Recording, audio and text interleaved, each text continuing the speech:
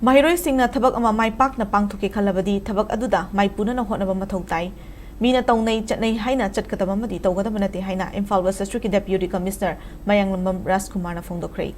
ngasi Haingang United Clubs Organization huko na sindana huko na konba kungang sidangi handak chahigi bosem kosem amadi CBS na lower class 10 amadi class 12 ke examination mark wangna mai paklakraba mahiroi sanavigi lamda mai paklaklaba sanaroi amadi arts and culture mithoi mihen bataraklaba naha sing mutaram nokpagi thoram pangthokhrei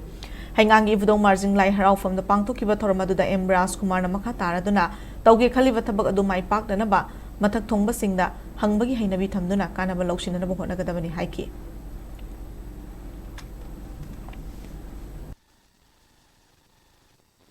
Apoi khudimak every step thamdai sida kaina thamgori si kai mayam tamni adna isu lai sa tamni mayam sanari adna isu bol kawri and kawri bra ade isu hojikan siam si sanari adna isu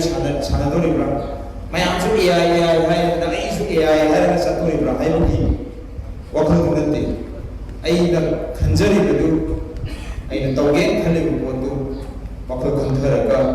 tawlana ba ma ki bodu mayam takar tai hangakada buna ma paana to ko paal chaladi ai misa hai na hai ro oi ro gadi khandini natragadi wagana na madu na koi su sadra mo oina ai na tawge khanjaba bodu da leba matamda ai masidi passion na lai ro ai manda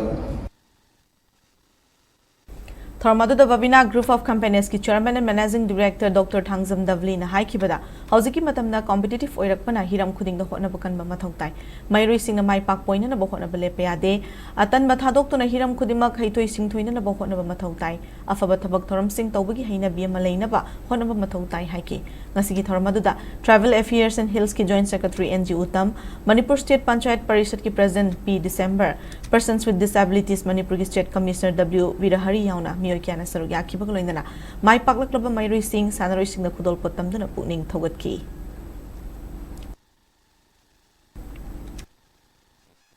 1973 के बारे में मतलब ना कोई प्रकार class 11 the premedical the program marks the base थोड़ा या कल कम्पिटिटिव होती है तो कल लगा अदम तमकनी अदम ऑब्जेक्टिव का से इक्विक में ना अदम कंट्रोवर्सी जो हुई बा नीट एग्जाम ना मनी मेडिकल तंगदबा अदगी कनोनी सिविल सर्विस के टेम तक में हम जो भी रहनी नीट एग्जाम से national eligibility and test NEET सी हनक पुलप के ना था कि बसी लाख पुल था बसी लाख पुल सी थारगा इंडिया का लेबा डॉक्टर तंगदब की सीसी गवर्नमेंट प्राइवेट का मनी में पूजा लगा लाख कंपनी